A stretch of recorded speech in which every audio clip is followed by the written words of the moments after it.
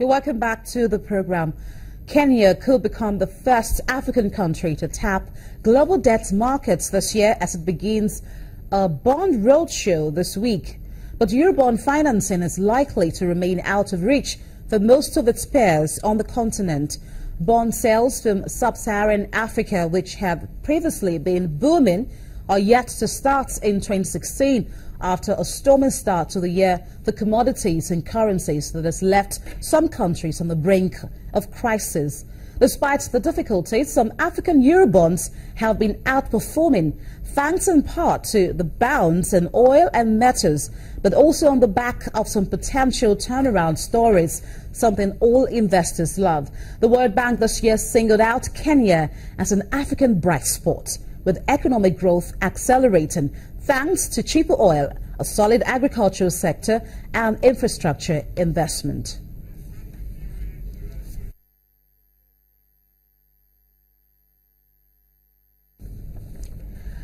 And global markets have rebounded following a swift sell-off in January and the beginning of February. Strength in the commodity markets led the way.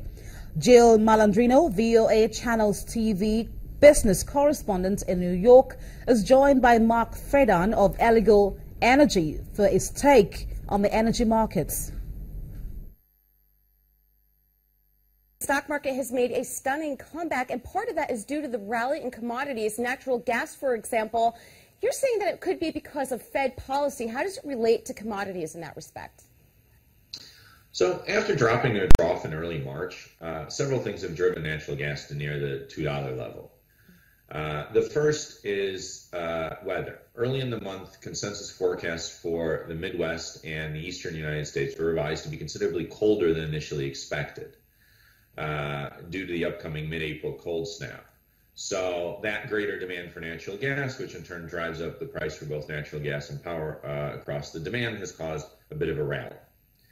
That cold, realistically, has been somewhat sensationalized by news outlets that have been calling it a mini polar vortex. The reality is we're talking about temperatures in the 30s, not sub-zero.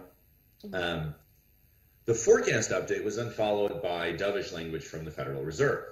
This drove the dollar down to a 9-month low against a basket of currencies, and that weakness generally drives up the price of dollar-denominated commodities. So along with oil and gold, gas and power rallied on that Fed speech.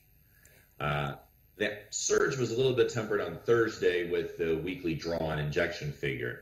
Right. The general estimates were published at 28 billion cubic feet, but in reality came in at 25. This caused the prompt month to decline in price and the balance of the year to sell off aggressively. Now, longer term, you think that there's a play here for the bulls and the bears? There are arguments for both. So the longer-term fundamentals on natural gas production, right, that hit an all-time high over the winter despite low prices and major producers cutting back output. So this, coupled with a mild winter, really presents the bear case. And we see that in, for example, the 2017 forward curves being significantly depressed. On the bullish side, low prices really could induce power generators to convert their coal-fired power plants to energy more quickly. That will obviously increase demand for natural gas. There's a little bit of a political play there. The federal government's mandated a long-term switch from coal to natural gas-powered electricity, which, while destroying the price of coal, should really lift the price of natural gas. The price of power is near all-time lows, as really that follows natural gas down. And that price will really work to follow the expansion of the U.S. economy. So when the economy improves, the price of power will rally because of increases in demand. Really, as frontline participants, we at Eligo have been strongly urging our municipal aggregation customers and commercial and industrial customers to take advantage of the low prices and really lock in fixed price contracts for the next several years. Okay. All right. Thank you very much, Mark. Appreciate that. In New York, I'm Jill Malandrino for Channels TV. Thanks a lot, Jill. The 2016 Nuclear Security Summit hosted by the President of the United States of America, Barack Obama, has ended in Washington, D.C. President Muhammadu Buhari attended the summit, where it pushed for Nigeria to be allowed to develop nuclear energy to take care of the power needs of the country. What does this mean for Nigeria? I'm being joined by the Chairman and Chief Executive of International Energy Services Limited, Dr. Diron Fawibe, to talk more about this. Welcome to the program, Dr. Fawibe. Thank you. Nigeria is seeking permission to develop nuclear energy. If allowed, what will this mean for the country? Well, this is one of efforts by the government to increase the energy supply to the country. Nuclear energy is part of the energy mix that government is presently considering. As you know, Nigeria is currently suffering from chronic energy shortage, particularly electricity. A country of about 170, 180 million people, generating about less than 4,000 megawatts of electricity is certainly inadequate. It's like a drop of water in an empty bucket. So the nuclear energy that is the subject of the president going to US to attend the first summit of nuclear energy summit was part of what government has been thinking over time. Let me take you back that as far back as the 70s, Nigerian government has been thinking about nuclear energy, but not until the year 2007 that Nigerian government took some steps towards realizing this by developing a system of infrastructure that will enable government to realize the ambition. Government has set up, Nigeria Atomic Energy Commission, and also set up Nigerian NNRA, that is supposed to be a regulatory agency in respect of nuclear, radioactive, and similar things. So now, government is now thinking seriously about getting on board with this. Okay.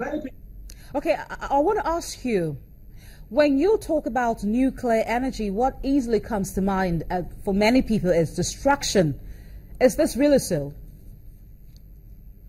Well, the nuclear, when you compare it with other energy sources, you discover that it's a veritable source of getting energy to complement whatever we are getting from other sources. You know, we currently generate electricity from gas, from hydro, and it's another step forward to increase the sources of energy supply to the country.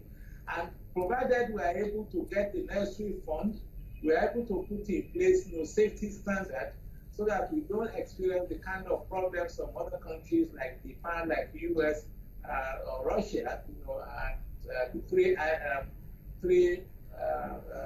experience in the past. I guess we should be done. But the key thing is for us to get the necessary investment. Currently, government has been talking to a company from Russia, that's Rosatom Corporation, with a view to helping towards developing energy in Nigeria. Although not much has happened about this, but the essence of what the president went to US for is the fact that Nigeria has to be recognized as a country that wants to go into nuclear energy development for peaceful means. As you know, whenever people talk about nuclear, you will be thinking that that country wants to develop atomic bomb, like suspicion raised about Iran. Until recently, the sanction that was imposed on Iran was lifted because the world was suspicious of Iran developing nuclear bomb. But Nigeria is certainly not in that league. Nigeria wants to develop nuclear energy for peaceful means, essentially to generate electricity for the consuming masses of Nigeria. And there are quite a number of other countries, in Africa and even in West Africa. Just imagine a country like Ghana, Kenya, Tanzania, and the host of African countries are also taking in this direction. are setting up a framework for developing nuclear energy. So Nigeria is the most populous country in Africa to not be left behind, even though many people felt that in terms of comparative advantage, we start to benefit more or very quickly from developing energy from gas. Okay. Aside.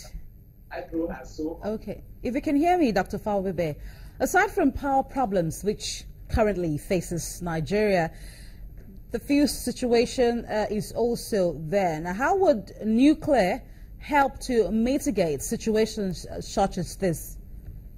It's not an immediate solution, frankly.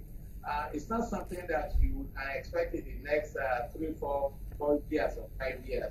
As a matter of fact, people are looking at, say, about the year 2025 before we can actually get on stream the first nuclear plant of, say, probably for 1,000 equivalent megawatts.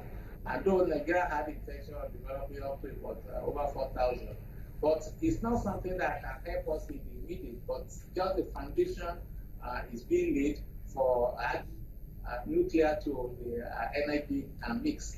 But in terms of the current problem, I think we have to face the conventional sources of generating electricity via gas and also hydro. I think we have a lot of potential in this area. We talk about renewable also in terms of solar or wind or geothermal and so on. But if we are going to tackle realistically the current problem we are facing, I think we have to go through the process of our conventional sources of generating electricity. All right, thank you so much, Dr. Diron Fawube, CEO, International Energy Services. Official data have shown that prices for major bulk commodities like iron ore, crude oil and gold have rebounded in the first quarter of this year. The data come from the China Futures Association.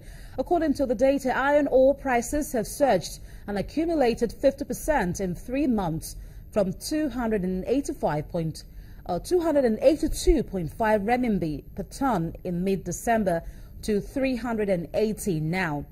Rebar prices have climbed up around 30% so far this year, and the prices of crude oil have grown 20% over the past month. Meanwhile, global gold prices rose 22.97% in the January to March period. Gold prices demonstrate a short-term bullish trend after they broke away on February 11 from their multi-year lows. Worldwide, trends including the S&P 500 and the Dow fell to nearby market territories on that day. Gold prices hiked to $1,283 per ounce, almost for a quarterly high on February 11. Amid overly pessimistic market sentiment of 2015, enterprises have seen their inventories and production nosedived to low levels. Now, with improved sentiment, the release of some demand is expected to help push up the prices at certain sections of the market. We'll go on a break, and when we come back, we will bring you up to speed on the numbers from the FMDQ OTC securities markets. We'll be right back.